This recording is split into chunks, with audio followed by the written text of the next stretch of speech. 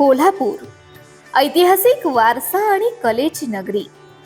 पण या शहराच्या प्रगतीला खऱ्या अर्थानं वेग दिला तो 135 वर्षांपूर्वी सुरू झालेल्या एका रेल्वे मार्गामुळं. आज आपण ज्याला श्री छत्रपती शाहू महाराज टर्मिनस म्हणतो, त्या स्थानकाच्या रुळांखाली दडलाय कोल्हापूरच्या क्रांतीचा इतिहास. तुम्हाला माहिती आहे का, आज जिथे कोल्हापूर रेल्वे स्थानक दिमाखात उभा आहे, तिथं एकेकाळी घोटाळी तलाव होता. कोल्हापूरच्या विकासासाठी हा तलाव मुजवून तिथं स्टेशनसाठी जागा तयार करण्यात आली. या रेल्वे स्टेशनची कथा सुरू होते 1888 मध्ये. कोल्हापूर हे भौगोलिक दृष्ट्या एका पश्चिम टोकावरचं शहर आणि रेल्वे कोकणात जाण्याची शक्यता त्यावेळी धुसरच होती. पण कोल्हापूरच्या सर्वांगीण विकासाचे शिल्पकार राजर्षी शाहू महाराजांनी आपली दूरदृष्टी वापरली आणि कोल्हापूर संस्थानाने स्वखर्चाने कोल्हापूर ते मिरज असा 48 किलोमीटरचा रेल्वे मार्ग उभारण्याचा निर्णय घेतला.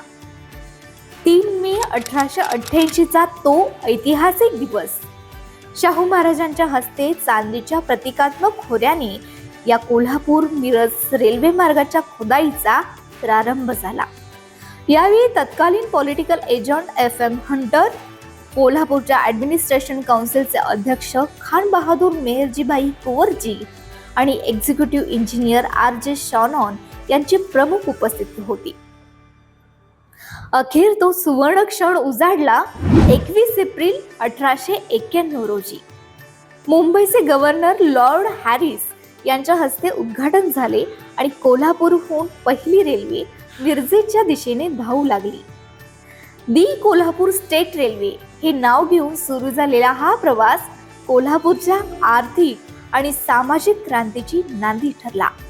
मिरज ते कोल्हापूर या मार्गासाठी त्यावेळी 22,99,040 रुपये खर्च आला होता.